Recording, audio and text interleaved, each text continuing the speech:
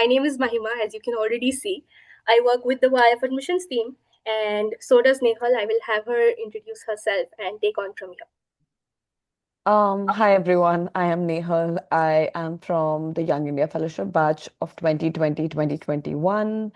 And now I work with the YF admissions team, as Mahima mentioned.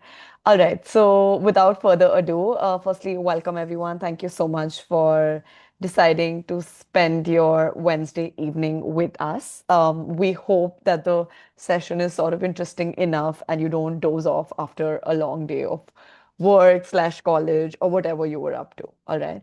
So yeah, so I'll quickly share my screen and we will walk you through the entire admissions process, as Mahima mentioned, then how to start filling out the application form, right? So just give me a second. Yeah. I come up here on the application dashboard.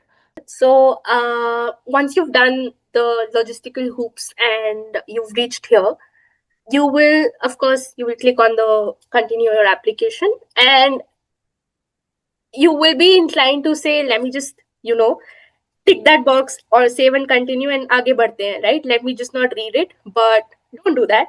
Please read it. It's for your benefit that you read what you're trying to do with your application form, and these are very important policies.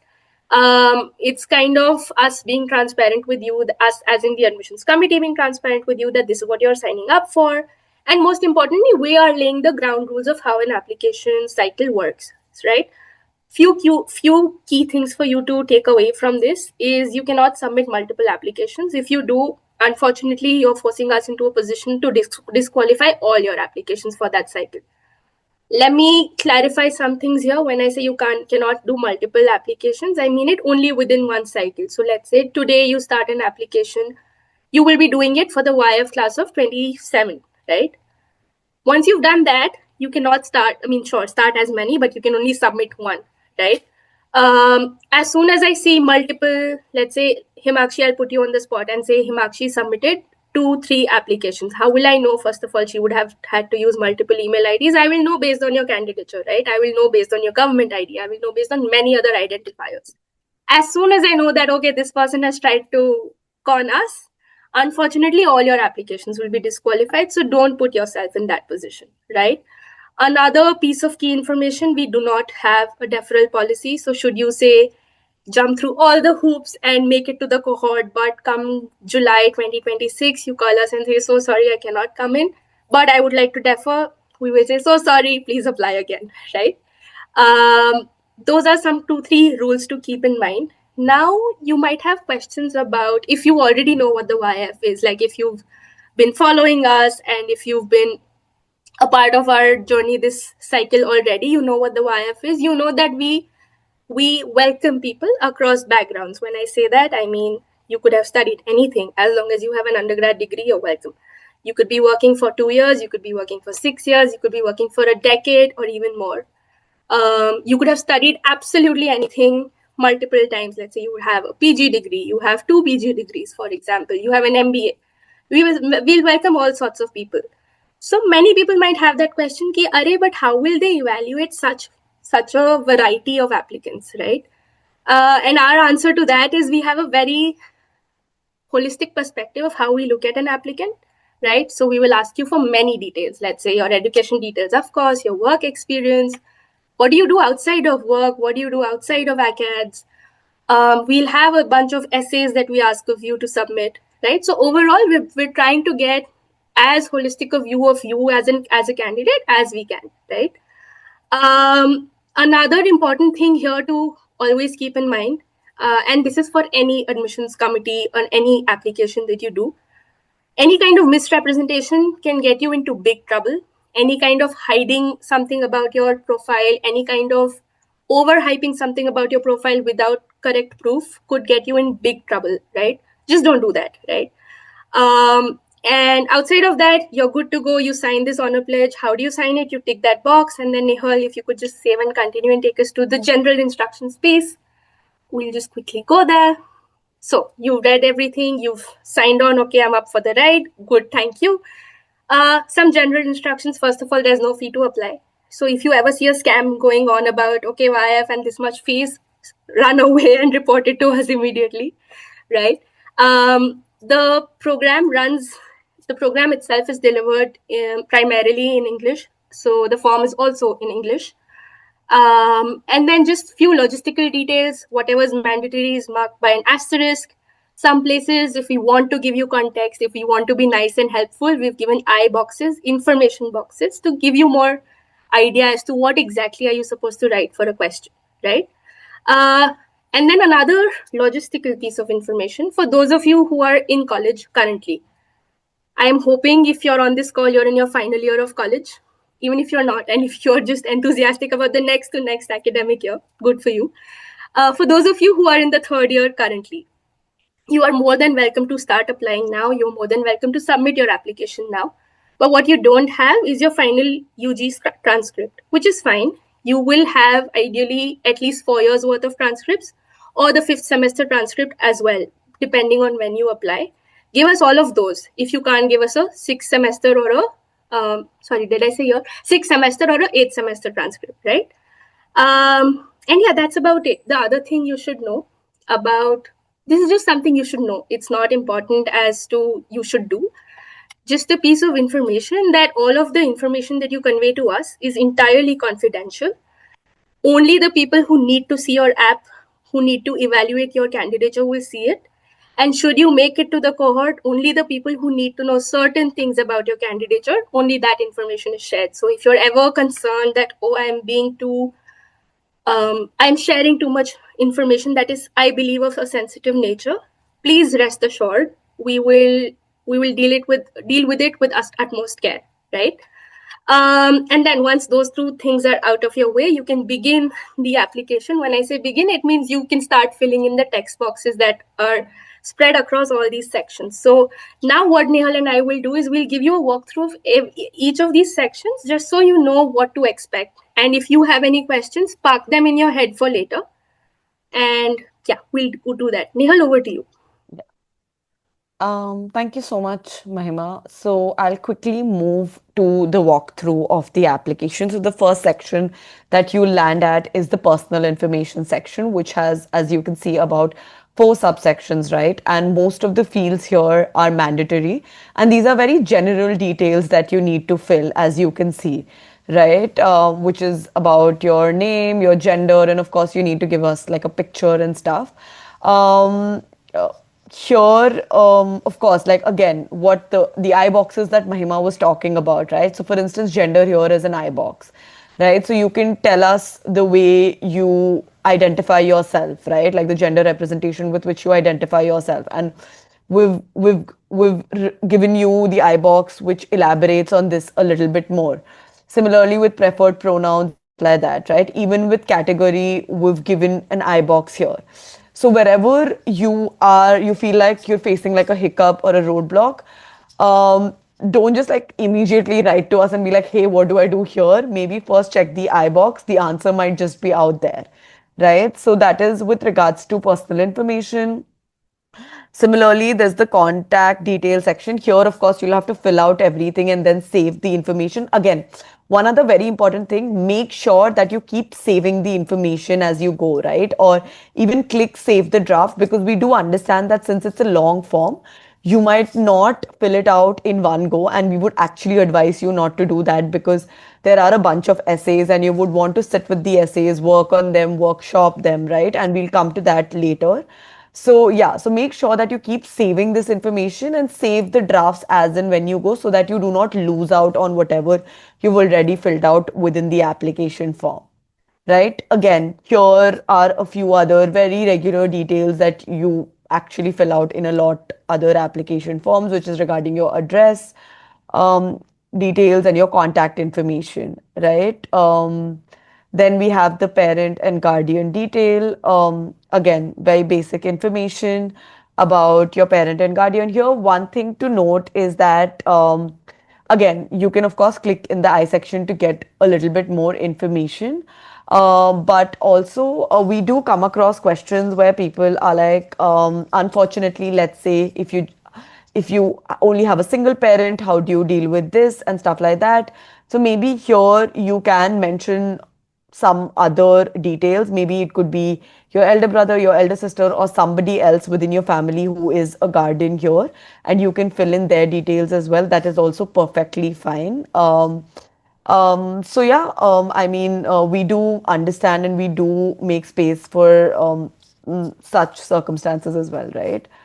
And then there are very basic demographic details, which talks about proficiency, which talks about if you've lived outside of India, if you have any siblings and stuff like that, right?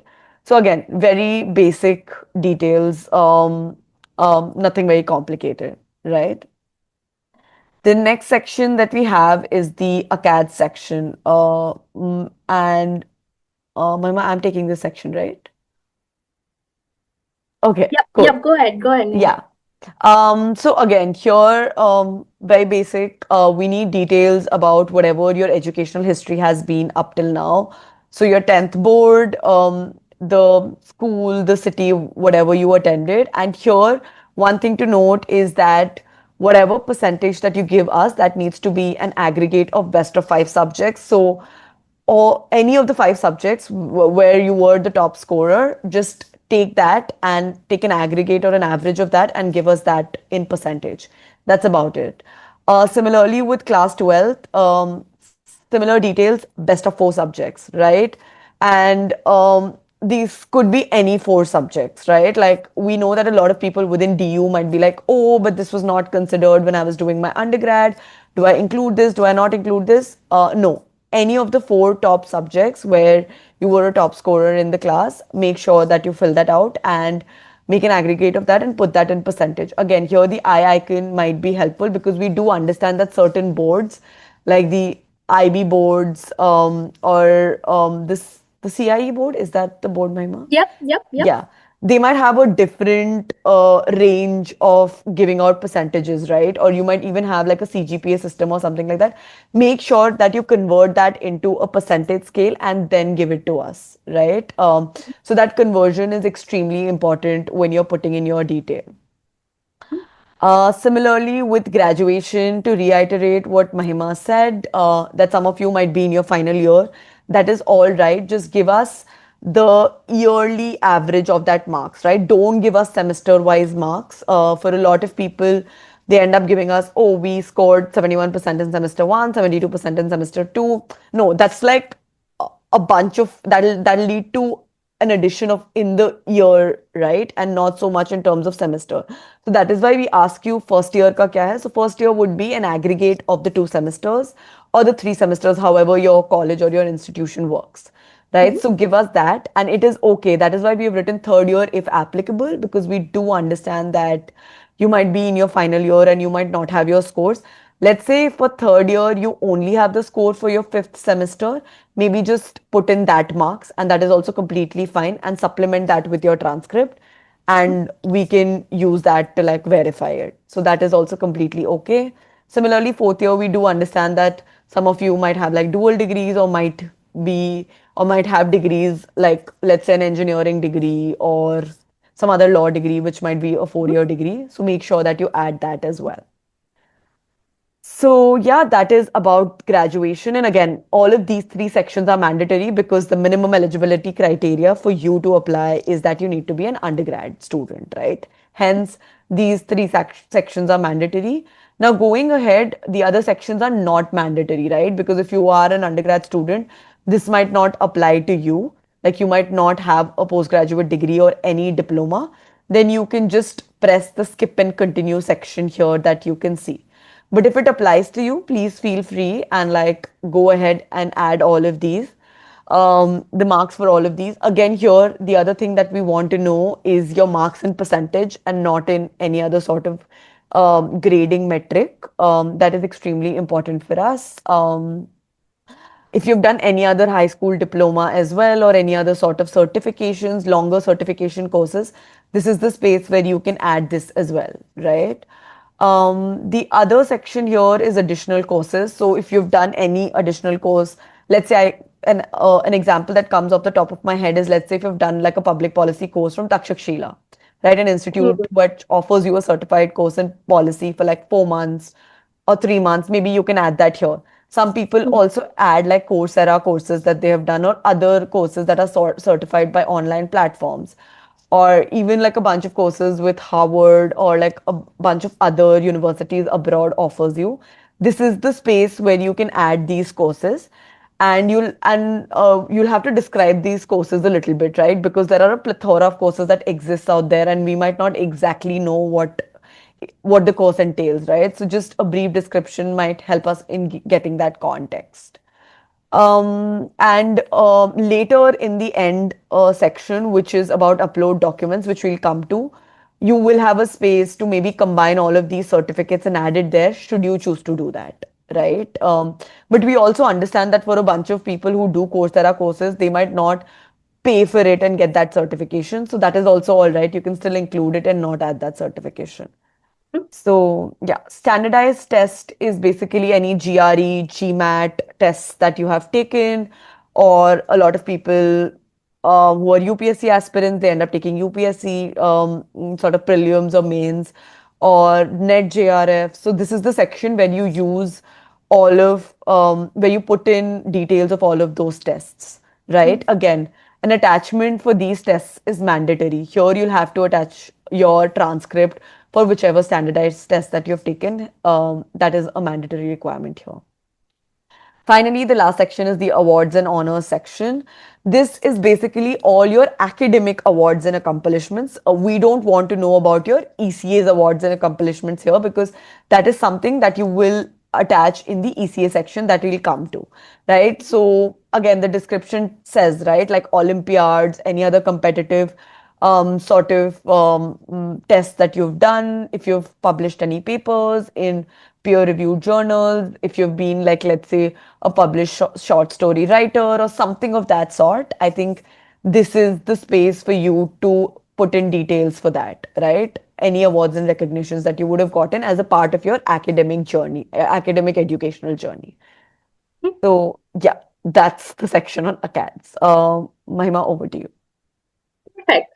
Thank you, Nehal, for at least figuring out how one can approach the ICAD section. And a piece of advice, or I don't know how you want to take it, but up until this level, right, regardless of whether you're a UG, a PG, 100 people or how many ever people in your class, up until this level, you're the same profile. If for example you went to a 12 CBSE school, you went to a university where you studied majors in psychology, for example, with a minor in something else or whatever, right? Up until that point, all of your classmates also did the same thing. So you're kind of just giving us standard information about any student's journey up until college life. The next section is where you can really shine and tell us what makes you unique, right? The next section is completely about you. The next two sections, in fact, not just the next section.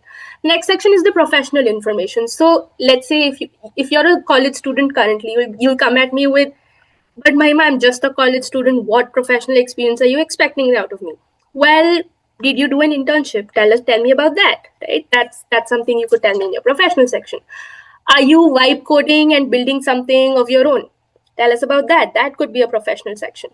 Did a bunch of your friends get together and, I don't know, put together a platform of sorts and had fun with it, but also had other people work on it and like help, like did you solve a problem for others and did it professionally? That's a professional thing, right?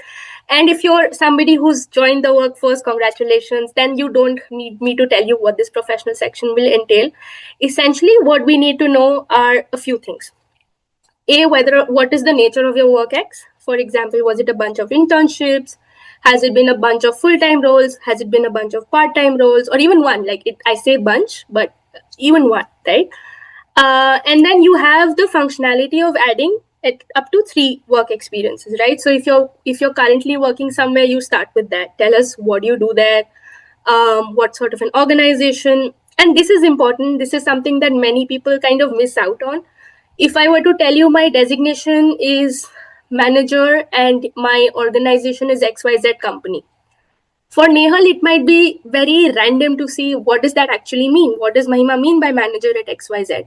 So it's Mahima's job to say, or when I say Nihal, I mean an admissions com person. So it's my job as an applicant to at least explain, here's the kind of work I do and here's why I feel important in that work, or here's how I feel fulfilled, or here's my biggest impact in that particular work section. And that's what the question is asking of you, right? So first two, three things are very text boxes. You basically write what you're doing, but we're also inviting you to talk about one or two key responsibilities that you own, one or two areas of impact that you felt by being in this role, right? It could be that you have zero work ex, you have no internships, and you're still in college, and you have given more preferences to, let's say, extracurricular activities. Maybe you're a researcher and you're trying to get into academia. If that is the case, this section will just not apply for you, which is completely fine. But if it does apply to you, we would recommend that you do justice to this section. Don't just give us manager at XYZ, right? That tells us nothing. Tell us more about your work. Tell us, how did you make an impact? How did the work impact you? Even if you hated it, by that logic, let me just add that in. Sometimes we're stuck in places where we're like, not the best cut for us, but it's still something we did. So explain, okay, this is why I didn't like it, right? And you're a human being, you're bound to feel whatever you feel about your work. Tell us what you feel and why you feel that way using these text boxes. And thank you, Shivranji. I'm assuming that hit a chord. If you're an exemplary employee, or if you're an exemplary intern, or if you solved a key problem, I'm sure your workplace would have rewarded you with some kind of an award or an accomplishment. Tell us that, right? Feel free to tell us that, in fact. So you can toot your horn in that particular section. But if you do that, one piece of advice, the interviewer might get very excited to see, oh, were you the best intern? Tell me why. And that might become your interview question, and you might really have to justify why you said what you said, right? So be careful. Like I said early on, don't overhype things, don't say things that don't exist. But yeah, that's about the professional section. Of course, we want to know how long you worked for and all of those things, but it's fairly straightforward, the professional information section.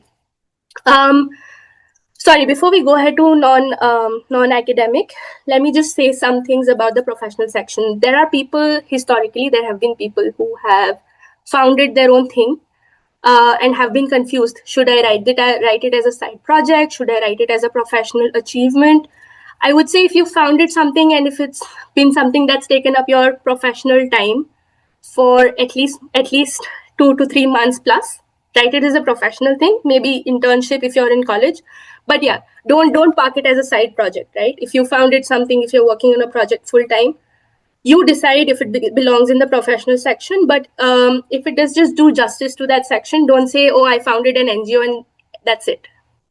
Tell us more. Tell us how that NGO is your professional life. If it isn't, and if we find out that it's technically volunteering, then it doesn't belong in your professional section. It belongs as something you do on the side, right? So professional section is essentially anything. If it's not an internship, it is anything that takes up your time for a day-long basis or for a part-time basis, right? There is remuneration involved. If it's something that you run for yourself, there are plans of monetization involved, right? Just have that particular lens in mind. Then we can move on to the non-academic activities and engagement. So early on in the introduction of this session, question.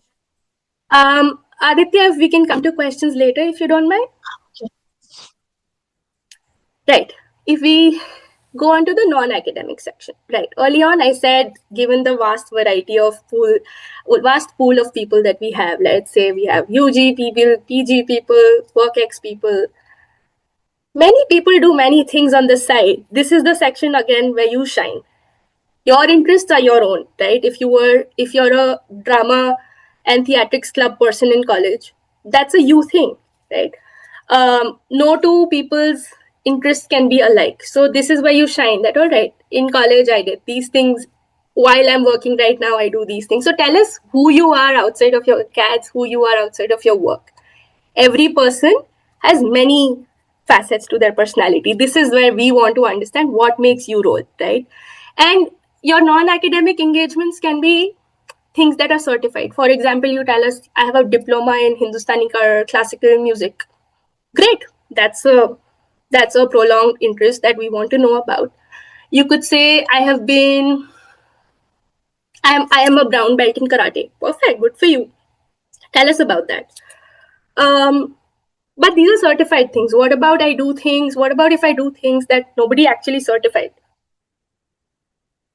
For example, you tell me as in the admissions committee, that I have been without a hiccup going on long jogs for the past 10 years of my life.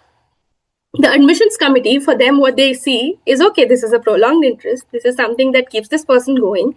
They've been doing it for a long time. That shows determination. So I see why it is something that why it is something like a non-academic engagement, right? So what I mean to say by all of this is these interests can vary. The breadth and the depth is something that's entirely on you to show us. You could say, I've been journaling for the past 10 years. Okay, that's an interest. Some people historically have, through side projects, of course, then shown us that, okay, here's my portfolio. I'm a filmmaker on the side while I study psych in college. Great, that's something that's an interest, right? So these can be absolutely anything that keeps you busy outside of work, outside of studies, right? We ask three such activities of you. So you must decide what are the best three representations of you as a person, right? If you have 10,000, unfortunately, the admissions committee can't read all 10,000. So you decide, okay, these are the three best representatives of me in terms of my non-academic interests. And you will see that here we ask for an attachment. Now, this can get tricky. Let's say if you're a home baker and have been for the past 10 years, what will you attach? Okay, show us photos, right? Show us photos of the things you've been baking. If, let's say, you've been journaling, if it's not personal journaling, maybe show us photos of what your journals look like.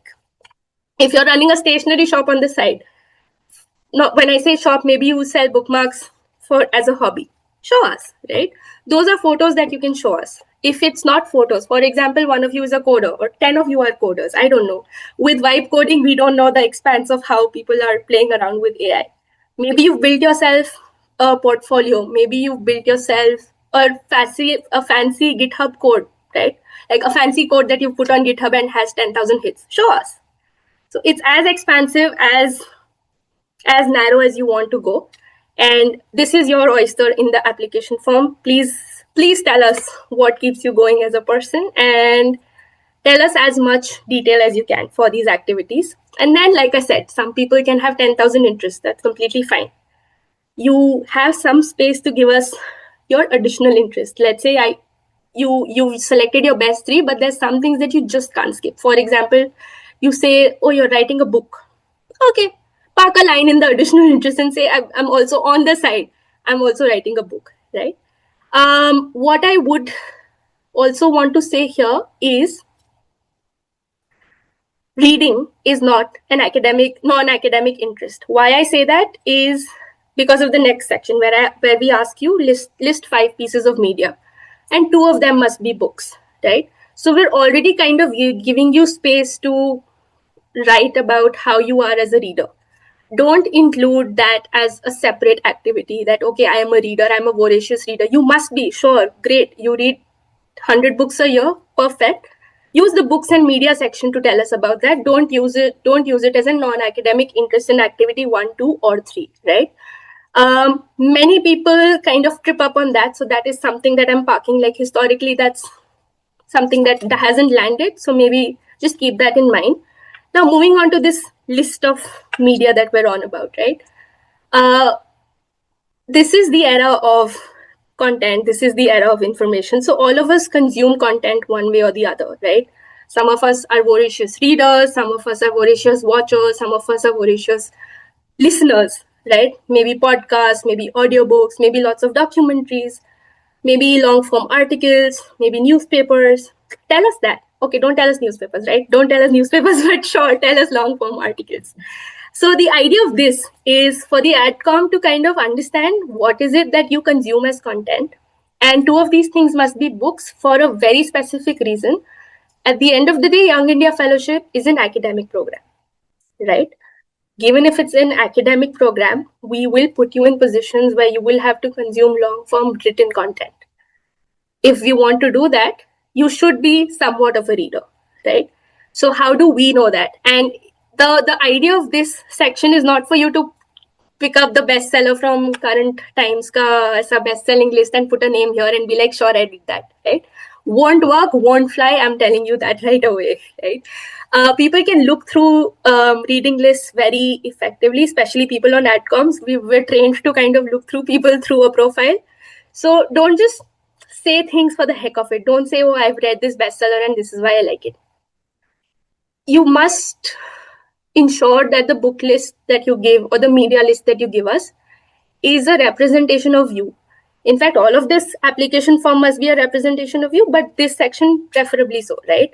And then once you've listed all your media, um, we've given you a choice to select other things. Let's say you give us two books and then you say, okay, this Netflix documentary really caught my eye, for example.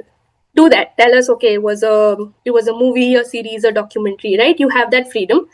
Towards the end of this section, we're asking you to give us an idea as to why or what left an impact on you and how has that changed your thinking, right? It's a question to kind of push you that one more inch ahead, right? Why do you think it resonated with you? That's the kind of thinking that we want to see. And this is also like a glimpse into what the YF does, right? Here we're asking you to come join a program where you do at least 20 odd subjects through a year. Most of them will not have the same domain. So to have that kind of openness, to have that kind of curiosity that, okay, I can connect dots across seemingly disconnected junctures, across seemingly disconnected domains, that's the thing that we're kind of testing, right? But doesn't mean you cook your answer in the way that I've given the question to you, right? I'm just giving you a look-see into how the admission committee thinks. With that, I think, Nehal, if you could just list some more examples of ECS that I might have missed out. Sorry, I just realized I was on mute. I think you've more or less covered everything. But yeah, just like you were mentioning, right? Like a lot of people over the years have mentioned stuff like, oh, I love crocheting, or I love painting and stuff like that. But like you might not have a certification for it, right? Like you just click pictures of the work that you've done and just combine that into a PDF and that put it in out there, right? Even let's say for a lot of people, you might be doing community volunteering work, right? And you might be doing that for a sustained period of time. For instance, we have had people in the past who said that they've been working with like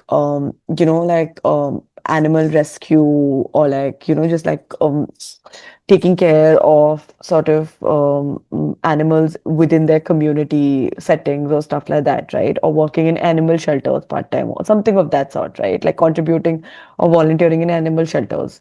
Right. So for that, you might just attach some pictures, right, of your work, of the kind of work that you do. I know sometimes it might be difficult, but as an admissions committee, that's the only way that sort of attests that you have been indulged into that work. The kind of quote unquote proof that you provide through the attachment and also the description that you give that helps us understand the depth of the engagement of the kind of ECA work that you've been doing. So this is the section where you also talk about your volunteering experiences, the community work that you've been doing, right? Which Mahima was talking about, that you don't do it in the professional section. So yeah, some other examples which Mahima was talking about, cooking, baking. We know that a lot of people are very passionate about these things and they might not necessarily entail certifications. Even like a lot of people in the past have been social media influencers, right? They've been creating content on social media for a long time. And this could be travel content, fashion content, just like financial literacy, like literally anything that you can think of. Just provide us a link to your Instagram account, right? Or some screenshot, and that is enough.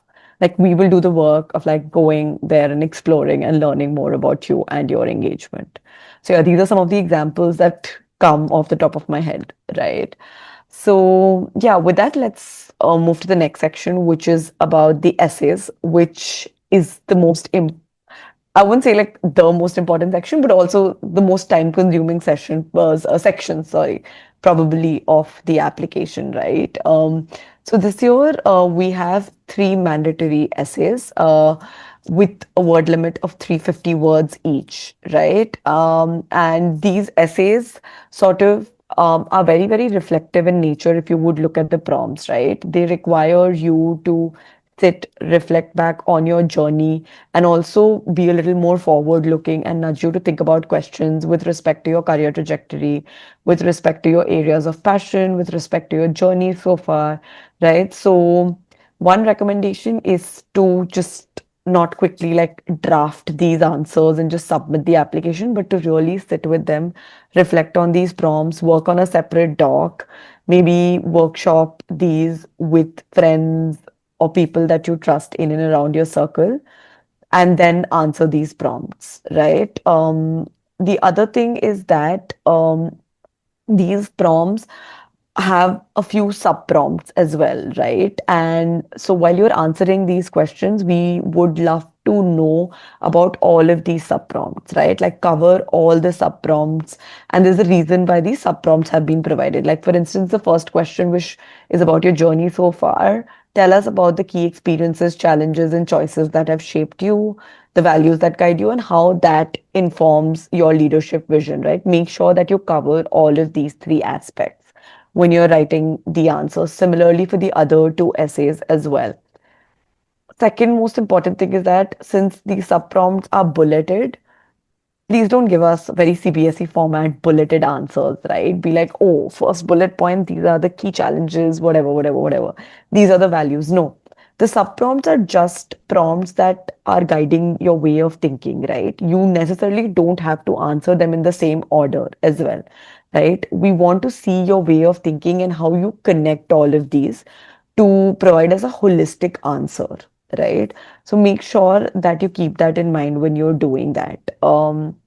And try and be, of course, that goes without saying, and that any admissions committee for any program will tell you that be as authentic, as reflective as you can be when you're trying to answer these questions, and also maybe try and be as specific as you can be for some of these, right? Like, while we know that some of these ideas or values might be abstract, but if you can contextualize that with some examples to substantiate things, that helps the admissions committee understand you better, right? And also understands where you're coming from. Like, let's say, for instance, you say that, oh, my leadership vision is guided by X thing, right? We would want to know what has shaped that vision. Was there a particular incident at your workplace in your life that shaped that vision, right? And if you could narrate that incident for us, that would help, translate that abstract idea of like a leadership value into something that has actually been grounded in your life experience, right? So we want to make sure that we cover all of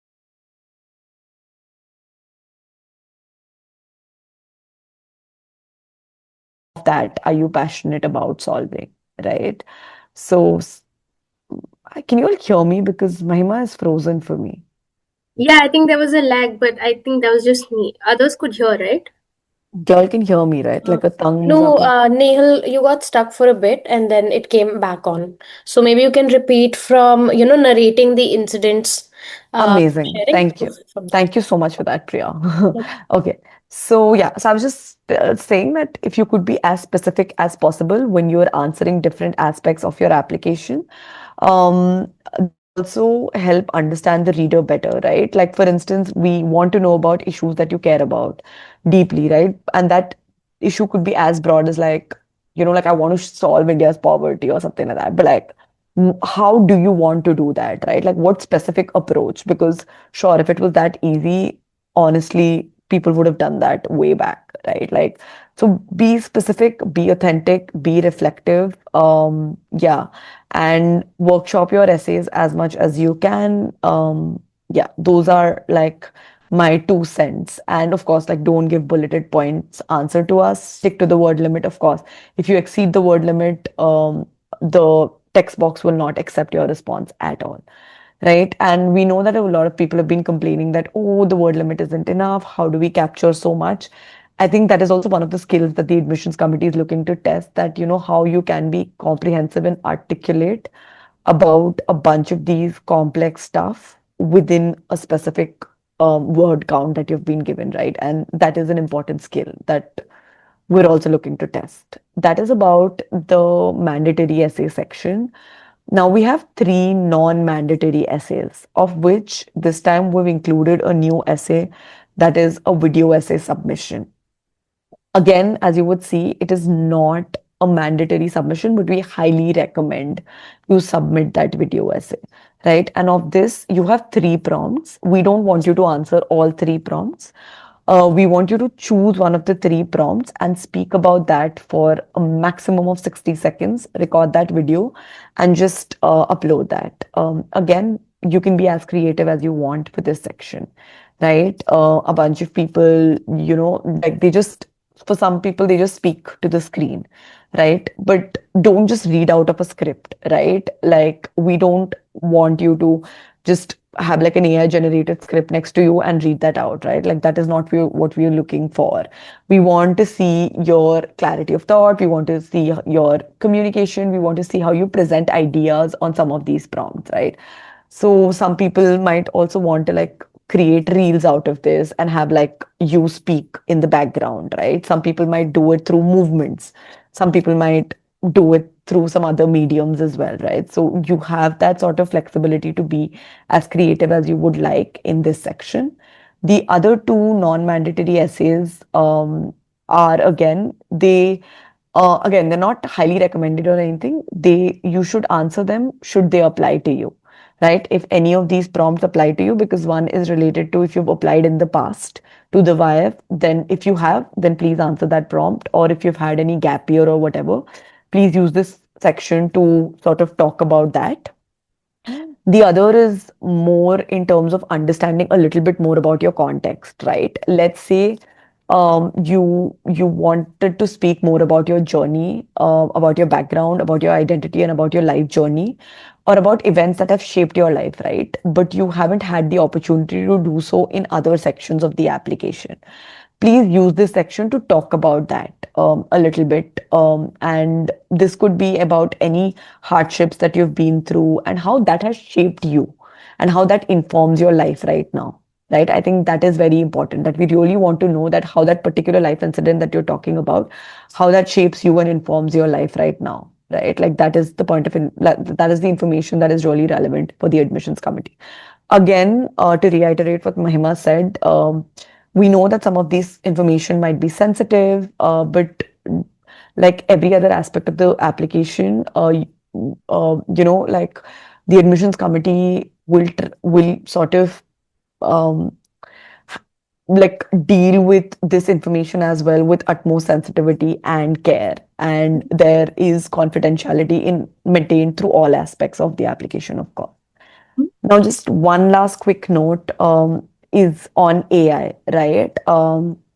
We know that a lot of people now resort to AI, and it's just an easy way out that you can just feed in the prompt and you will get very workshopped, manicured answers, which you might think read amazing, and you can just like simply copy paste it. But believe me, the admissions committee can read an answer and know if and not it is AI generated or not, right?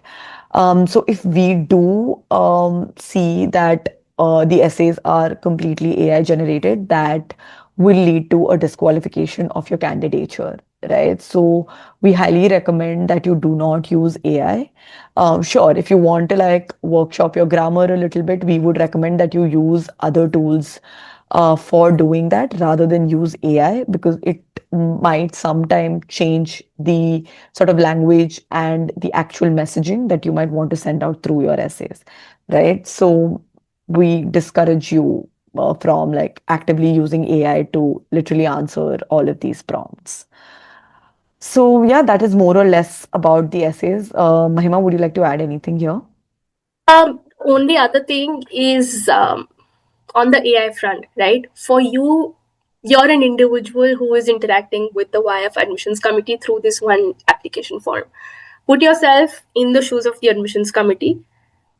They will be evaluating thousands of applications, right? So AI is, regardless of how evolved it has become as opposed to when it was, let's say, 2 years ago, it is still extremely evident if a story is AI bit, right? And one little piece of, I take solace in the fact that nobody can tell my story the way I can tell it, right? So use that lens more than just relying on AI, right? It will be difficult. It will be very easy for you to just feed this question into ChatGPT and get a very generic answer. Trust us, we've done that. right? We've tried to figure out, okay, how all will people try to game the admissions committee, and it doesn't work. But even if you do want to try, sure, do that. But it will be so easy for the admissions committee to see, all right, this person's not being fully authentic with us. And if you're really putting in the effort of submitting an application, why would you create situations that would lead to a direct rejection, right? Just don't do that yourself, is what I will say. And have sit with yourself, sit with the discomfort of answering some of these essays, because they might lead to some heavy duty thinking, but that's a good thing, right? That's also important for you to do, and really answer the question, what am I doing next, right? So yeah, just that little caveat there. And I'll go on. Yes, Thank you. amazing. The next section is the recommender details. Quick note to make here is that you will be, at this stage, you're just required to submit the details of your recommender. Your recommender will get a prompt to submit the letter of recommendation only if you're shortlisted for the interview, right? So, and these are the deadlines for that. Like if your application is shortlisted, your recommender will have to submit the recommendation letter for round one applicants by the 2nd of February and for round two applicants by the 14th of April, right? Again, who are these recommenders? I know it's fairly obvious, but make sure that you give somebody who can comment on your skills at a professional and academic level. Like maybe you can give their names as people who are recommending you and can vouch for your candidature for the Young India Fellowship, and not people who know you personally, right? Like your friends or your family members or whatever, right? Ideally, they're people who have been your managers or people you were reporting to or some professor that you worked with or HOD or whatever, right? Usually, these are the kind of people who can comment on your ability in terms of how you will show up in an academic program like the Young India Fellowship, right? So that's a quick thing about the recommendation letter. Yep. And sorry, I have another thing to add on the Yes. recommendation letter. For those of you who are currently involved in your family businesses, your question might be, but wait, can I ask my dad or my uncle to give me a recommendation, or my mom? No. But what you can do is, if you're running your own family's business, I'm sure you interact with vendors. I'm sure you interact with people who are not family. Ask them if they'd be interested in writing a recommendation letter, right? That's something more credible. It just cannot be from a family member, right? So just remember that important caveat. And then once you've done all of these things, you move on to support at Ashoka, a very important section for you to tell us if you need anything to thrive at Ashoka, should you make it, right? It could be likely that you would think, after looking at these questions, that okay, you're asking me fairly personal questions about, let's say, personal mental health, personal physical health. Should I answer? Should I not answer? And that's a legitimate question to ask yourself. But take solace in the fact that if you don't tell us something that is mandatory for you to thrive, you're kind of doing injustice to yourself, your future self, right? So this section is for you to tell us any kind of support that you might need. It could be physical accommodations, like, okay, I need a wheelchair to get from point A to point B. Important information for a college administration to know. Or if I have a learning disability, for example, or if I have a physical disability that prevents me from accessing certain kind of educative materials. Those are important things to say. If I have mental health issues that have kind of made it so that other people around me have started getting affected. Those are things one should know. And in the college administration specifically, because then we will know exactly how to offer help, right? So just approach it from that sense. And I would also like to call back on an earlier section, let's say in the general policies and the admissions policies. You are accepting that any kind of misrepresentation can be grounds for, let's say, a nullification of an admissions offer, anything of the sort, right? So try to be as authentic with yourself and with the admissions committee, as honest with yourself and the admissions committee as you can. This section is not here from a perspective of, hey, if you do anything here, you will not make it. Trust me, it's not the case, right? I can vouch that that is not the case. So it's not, nobody is ever trying to say no, because of this section we won't entertain this application. This section is simply from the way that administrators should know exactly how to help you in case you need that help, just so you can thrive during your year at Ashoka, right? So fairly easy, fairly straightforward. You just list down if any of these things apply and if there are any attachments that you can help us out with. And should there be a need, should the admissions committee at any point feel this needs a follow-up conversation just so we understand better, that might happen. But outside of that, nothing extra for you to do at this point. And then we go into the survey section. Again, these are questions that we just want to know of your candidature, kind of objective questions about who you are, how your journey has been, have you been implicated in any kind of disciplinary actions, any criminal proceedings. Those are important things for us to know legally. And then a bunch of information about how have you interacted with the YF in the past. Let's say an alum, let's say you attended one of our live sessions somewhere, other things about what is interesting to you about the YF, just straightforward things like that. And then you go on to your document section. Yeah. If you can just walk us through what the document, Nihal, if you're speaking, Yes. Just a quick note on the survey section. Just do click on I for a first generation learner to understand if you are or if you're not a first generation learner. We've had people in the past who have had this confusion that if they are or if they are not, and they've sort of mistakenly clicked the option that did not apply to them. So yeah, if nobody in your family has ever sort of been to college, then, and if you're the first one within your family to go to college, then you are a first generation college going student. Like that's as simple as that. But if your parents or anybody else has been to college before, and that we can of course like verify or like know from the details of the parents and guardian section that you filled out in your personal information, right? So yeah, just be a little bit more careful when you're trying to fill out some of these sections. Just don't fill it out knowing that you'll get some brownie points or something like that, because that is not the case, honestly. The other thing is here, which is the upload section, and we're almost at the end of the application, the long Young India Fellowship application. So here, some of these, as you can see, are marked as mandatory. Make sure that you attach all of this. One-page CV is extremely important. Please do not give us 4-5 page long CVs. We completely understand that you might have a bunch of things and achievements that you would want to list. Please use other spaces in the application to do that. And please keep your CV concise and formatted to a page. The others are fairly easily accessible documents, which are your mark sheets.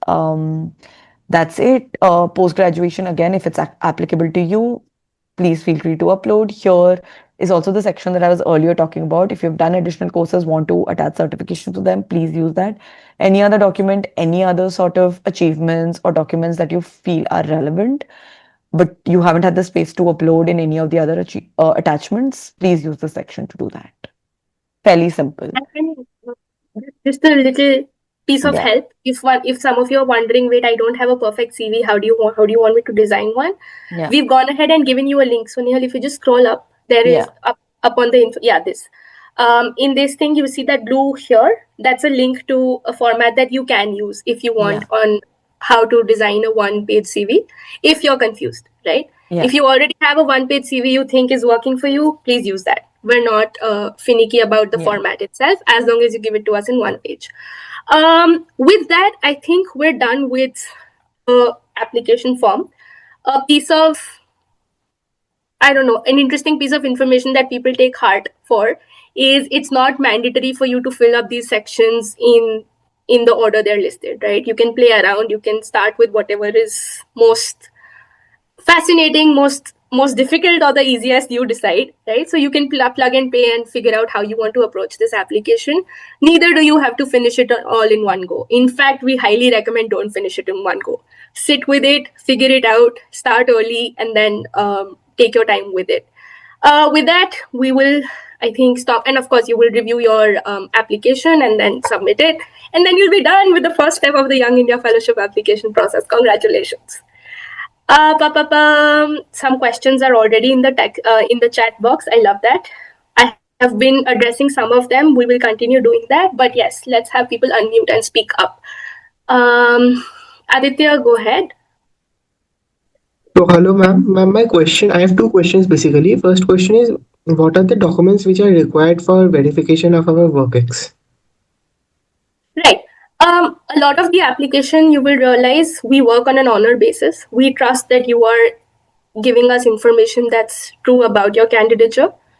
So it won't be, there is nobody on the back end going with a background verification check calling up your employer, are you really employed here? It's on an honor basis. But in the past, we have found that people have tried to dupe us and they have had interesting consequences. So don't lie to us. But outside of that, there is no verification happening. But of course, people might be inclined to look through your LinkedIn. People might be inclined to look through your company's website if it exists.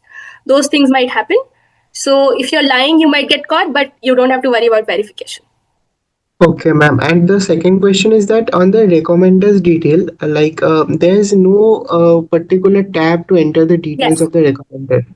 correct, So, correct. you can shed some light on that. Yes, yes. So with the recommended details, the idea is should you get shortlisted for an interview, only then you need to furnish a recommendation letter, and that's solely for the purpose of don't bother somebody if you don't really need a letter, right? So you will only bother a recommender should you get shortlisted. Yeah. Ma'am, okay, thank you. No worries. Thanks for your question, Dia. Go ahead. Hi. So when I'm filling my WorkX in name of organization slash employer, my employer is not there. So what can I do? You will see an other section, and that is true of all drop downs. You will see an other, and you can fill a text box with what that other is. Yeah, but then when I try to go to the next tab, it says that's still necessary. Oh, if that's happening, there's a way for you to raise a ticket. Why don't you just do that and report that exact situation or email us? Either of those things could work. Send us a screenshot and we'll get into the details of it. Okay, thank you.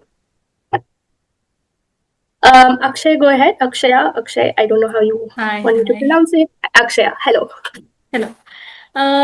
Coming to can I know the weightage of academics? If I am planning to write an exam after the deadline, so if it affects any way, I will plan to write the exam early. I mean, any professional exam. You got it right. Is it a college exam or professional exam that you're asking Yeah, about? I'm saying it's a professional exam. Like if I'm planning to write some GMAT or like that. Right. I think that is something for you to decide what's the best time for you to take your GMAT. I mean, take it when you are fully ready. The YF doesn't really ask for an entrance test, right? And the GMAT is your entrance test for an MBA. This is not an MBA, so you can take solace in that fact that it won't affect one way or the other. Okay. If there is any weightage given to if I get a good marks over there or anything like that, it might be helpful, no? So that's the reason I asked Right, but I think it's best for you to decide when are you best prepared to take your GMAT and when are you best prepared to apply for the YF. Okay. That's something that's an entirely you discussion and decision. Okay. And coming to can I include regional movies or any thing like that? Okay. Yeah, can. And with movies specifically, if movies are not, and this is for everybody, if your movies, documentaries, articles are not in the on the mainstream media, it would be really helpful, and that's why it's important that you give us a link, right?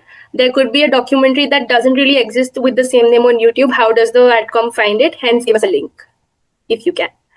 Himakshi, go ahead. Hello, thank you for all the information. I think you might have covered it, but I did not get it when you were saying it. So I just wanted to ask it again. So you said that you can, I can mention my projects. There are multiple sections in which I can mention my project, but the projects I am working on currently, I'm working on them because of my professional, the job I'm doing right now. But yeah, but it's not right. It's not like it is mandatory for me to do those projects in my job, but I'm doing it. So my question is, should I add it in the award and accomplishment section in the professional setting, or do I find some other place in the application to talk about these projects. Okay, let me zoom out a little bit so everybody can figure out how, if you have similar questions, right? What you place where in the form is something that should be entirely your decision. We give some guidelines about don't do this, don't do that, in the sense, for example, don't tell us volunteering is your professional experience, because that's volunteering, right? There is no remuneration, there's no monetary gain or loss, right? So you decide what works best and what is the best representation of you. For example, if you're doing a project and you think that's neither work related nor academic related, probably best to park it in the non-academic section. If you think, oh, this is related to my studies, don't park it in the non-academic section. If you're doing a project that's for your college grades, it's definitely not non-academic, right? So I will let you decide what works best for what. Just for every section, keep in mind, is this the truest representation of this factor of my candidature, right? Anvika, go ahead. Hi, Mahima. Am I audible? Yes. Yes. So I have a small list of questions for you. The first one is the media list. It's mentioned that the 5 pieces of media should have influenced us in the past year, right? Now, for example, if you've had a busy year and we've not been able to have, like, it hasn't been able to influence us as much as previous content that or art that we've seen, right? Can we still include such media? Yes, if it has had such a significant impact that nothing has had in the past year, sure. Great. Okay. Thank you. But then use that question to give us that caveat, right? Yeah. All right. Okay. And then about the marks, I think Nehal already spoke about this, but she didn't really say, can we include languages, for example, if it's best of 4, best of 5? In academics? Yeah, the marks in part. Class 12. In class 12, yes. Yeah. Okay.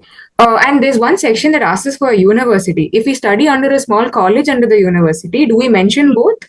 Yes. Okay. Finally, about the recommendation letter, does the post of the recommender matter? For example, let's say I've worked under the VC and the professor, but the professor knows my character much better than the VC. Would the VC's recommendation be more credible, maybe? No, it should ideally come from somebody who's evaluated your work in a closer setting. All right. That's all. Thank you. No worries. Thank you. Hi, Shrish. Go ahead. Yeah. Hello, Mahima. Hello, Nihal. A few years back, like I secured this All India rank of 334, and I was admitted into this prestigious college and in biotechnology program. But I chose to withdraw from learning about it because about the extent of animal experimentation, and me being this animal rights activist, like who is doing everything to save animals, it was going against the principles of animal rights. So I decided to drop out of the college. Since then, like I have pursued a lot of certifications, summer programs, attended a lot of international conference, got scholarships of thousands of dollars. So yeah, am I eligible for this fellowship, or can there be any exception? If you're asking us, can there be an exception to the application form and the application process because of what you've done? I'm sorry, no. Right? The world doesn't function like that, unfortunately. So you will have to go through the hoops and stages that we have in the application format. It is entirely on you how you make your case for this fellowship and how you can prove it to the admissions committee that this is why the YF makes sense for us. And this is important advice for everybody.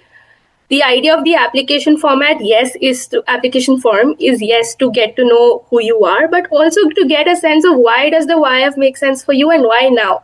Right? So that as long as you can convince yourself and others of that, you're good to go. With that, Yash, go ahead. Yash, do you want to ask a question? Yes. Hello, Mahima. Good evening. Actually, I do have doubt. So, मैं Gandhi fellowship के साथ काम कर रहा था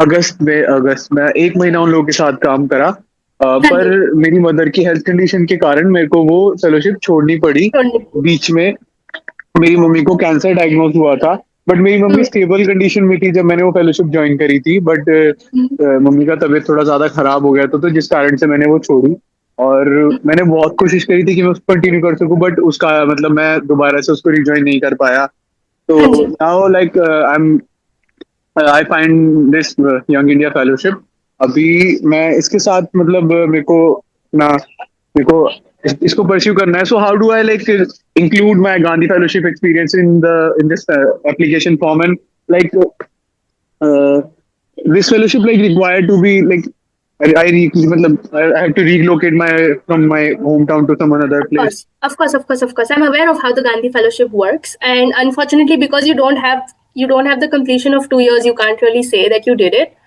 I think isko, like, because you don't have certification for it, you can't claim that you did it. It's something that was offered to you, and for whatever reasons you had to let go of. So I'm, without saying too much into But how you should say it, is something like it's a story now, right? It's an anecdote. So you okay, yeah. you can figure out a way of probably weaving it into your essays that this was my plan and this is why it didn't work out. But I'm not writing your essay for you here, just trying to figure out, because you can't really claim Yeah, it as yeah, a okay. PG diploma or a work ex. But yeah, but I have like ground experience of Gandhi Fellowship, and like there are a lot of things that like they impacted on my maybe personality or what I'm in my Gandhi Fellowship journey. Like I started, but I didn't complete. So Yeah, so that aspect of your story, I will leave on you to decide how it best makes sense. And please familiarize yourself with the application form first. Maybe that will give you more ideas on how you want to stitch your story together. okay. And Yeah. like there is a similar pattern like Gandhi Fellowship where like we have to relocate our from our location to some another place. Yep, yep. Okay, okay.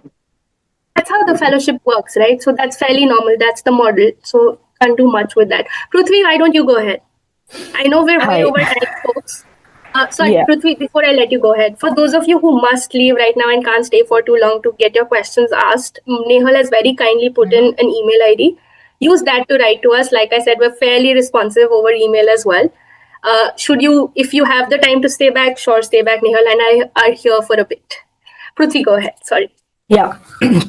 Sorry. So I actually had a question regarding the essay section.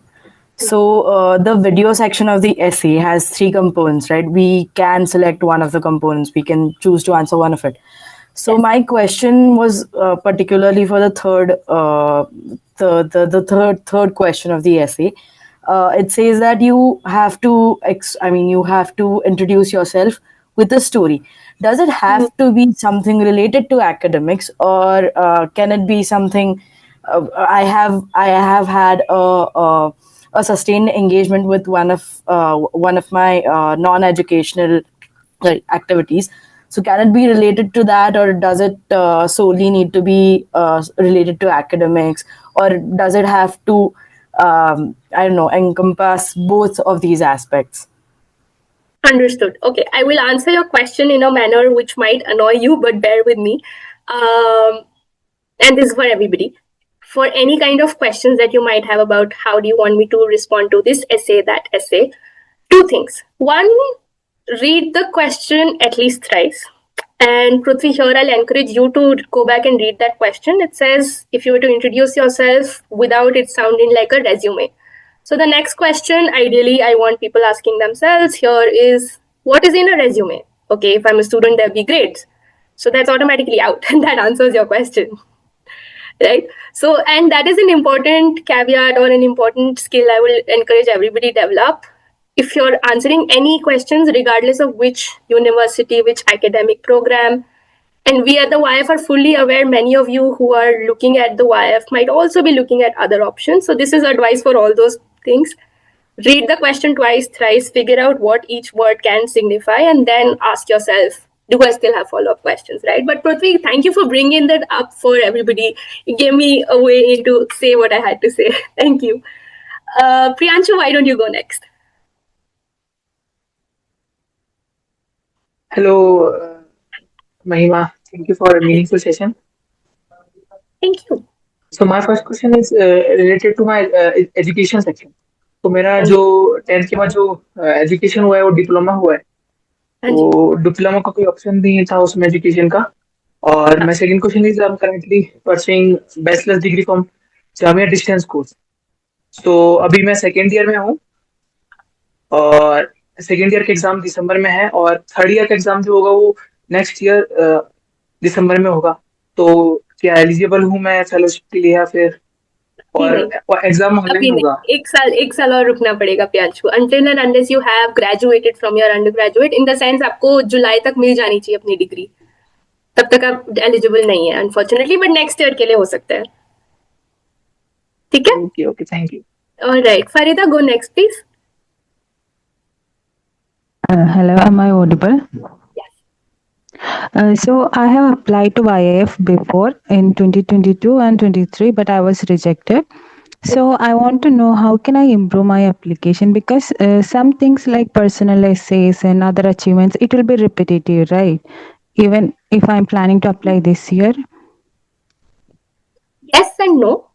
See, academic scores won't change, but but personal essays and all, like there will be additions, but the base thing, it will remain the same. Like, but how can I improvise, and like, is there any tips that you can give on improving my chance? So why I said yes and no, if you would have let me finish at that point, was yes, of course you would be the same person you are, but also you are not the same person you are three years ago, right? 3 year pehle wali Farida and today's Farida are very different people, I'm sure of that. All of us evolve with time. Maybe interests have evolved, maybe what we're looking at out of life has evolved, how we're approaching life has evolved, what we want out of our careers might have evolved. So that evolution, if you can convince the admissions committee that this is how I've grown as a person over the past 3 years, and that growth could be from many things, from the people you've interacted with, from the things you've been doing, from the work you've been doing, from interests you've pursued. So if you can show us that growth, maybe that would help. But outside of that, I don't have tips and tricks, unfortunately. Just growth is important here. How have you... Thank you. Okay, one more question.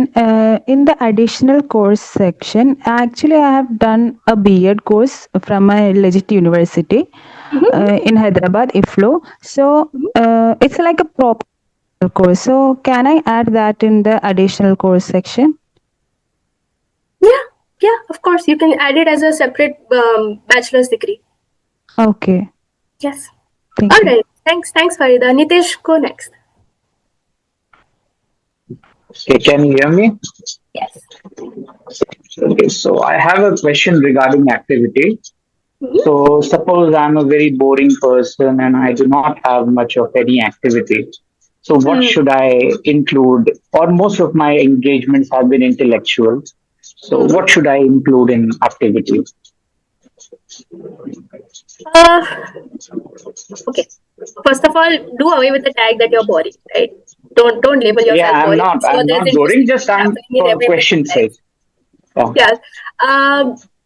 See, and this is something I'm happy that you asked. Somebody else also has asked, has there ever been a Young India Fellow who has had very limited activities, limited exposure, but a ton of curiosity? The answer to that question is yes, there have been. Let's say you have an academic bent of mind or an intellectually curious bent, right? What have you done with it, Nitesh, is more important, right? I could be interested in economic policy, but have I done anything to further that interest, or am I just reading about it? If I'm reading about it, is that really an interest, or is it just something I enjoy reading? That's a question I would ask, right? These are hypothetical examples, but kuch to hoga that you might do with your time, right? Answer that question. Look at it that way. What would you do if you were not working, if you were not studying? Those are your activities that you do on the side. So answer it that way. I mean, I don't have too much to add to that outside of don't call yourself boring at all. Figure out a way if you can substantiate your intellectual curiosity with how you have satiated that curiosity. अच्छा ठीक है, मैं curious इंसान हूँ, but मैं करता क्या हूँ उस curiosity के साथ, वो ज़्यादा important है. Okay. So my next question is regarding videos. I have some confusion because you want the video as in a resume format about ourselves, or not a resume format. In a resume format. Not a resume format. Okay. It's not a resume. I will repeat what I said to Prithvi. Read the question very carefully. Okay. One last question. Actually, the video is lagging, so I guess not able to So the other information for other standardized tests, say suppose I have given examination for combined defense services. So can I include that? Uh, if Yes. suppose I do not have the transcript, can I include that? Will you get the transcript I have eventually? the no, I have given it. I have given it years ago. I have the. I think Ah, I have admit card. for now, upload that, and if there are follow-up questions, you might just receive an email about it. But yeah, for now, upload the admit card. Should be okay. Okay, thank you. Yeah, thank you. Sagar, why don't you go next? Yes, ma'am. Am I audible? Hello, am I audible? Yeah, we can hear Yeah. you, Sagar. Go ahead. Thank you so much for the information, ma'am. I have a small, Of course, thank you. query. I was wondering when I was filling this form in the section on non-academic engagement. So, it's cooking and tennis for me, but Mm. I don't really have pictures. And for cooking, I have the pictures of the dishes, but nobody has ever clicked me cooking. So I was wondering that if I put pictures of the cooked dishes, that would be not so credible, right? So how do I go about it? And also tennis, it's like who clicks pictures when you're playing a sport? Okay, I will invite Yeah. Nehal to address the tennis question because she might relate with you a little bit. Nehal, why don't you do the tennis question first and probably the cooking question as well? Yeah, I mean, so for instance, Sagar, like I remember that I did put like running as a ECA during my year, and there is no proper certification for running, right? So for me, like I would include Strava stats, like I record all my running on like Strava or some other apps. I would put the stats there. So I put like screenshots of that and combine that and put it there.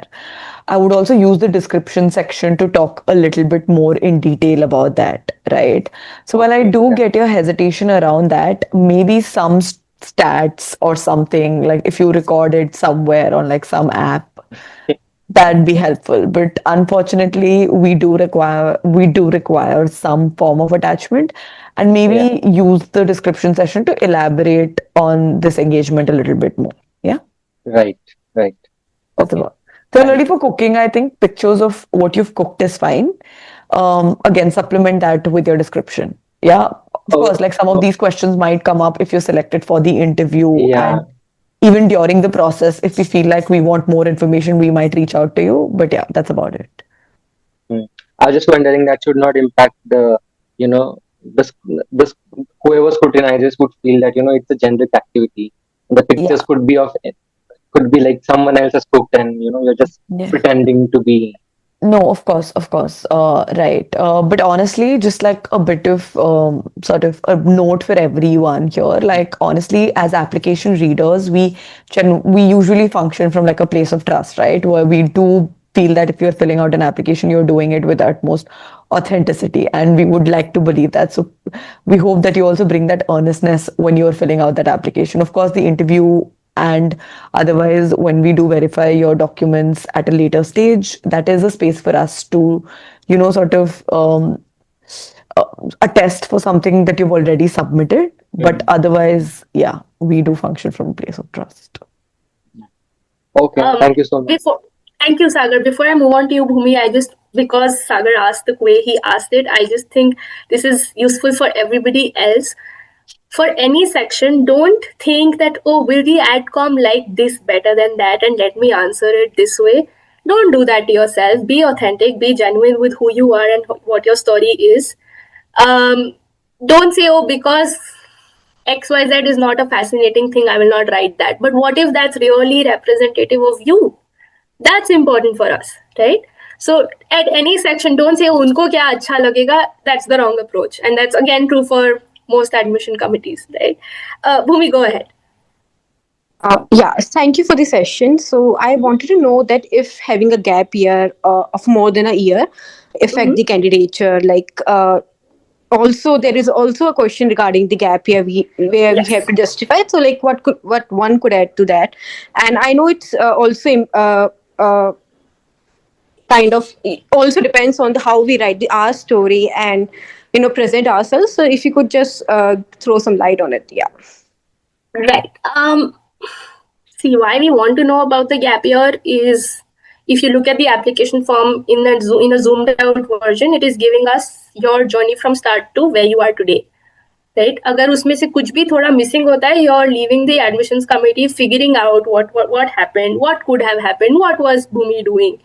Because we don't want that kind of a scenario is why we ask this question about your gap year, right? Does it affect negatively? Not at all. What the committee wants to see then is okay, fine. You must have had to take a gap year for a variety of reasons. What happened? Give us a little bit context into that, and how did you make use of that year if you could not do what you had initially planned on doing? What did you do instead? That's the thing we're asking in that gap year, right? Bhupendra, go ahead. Oh, sorry, sorry. Thank you. One quick thing that I think we're like quite over time, so I think we can stop questions coming in from here. I think we can take the last 3 questions of people who've already raised their hands, and after that, if you have any other specific questions, please do write to us.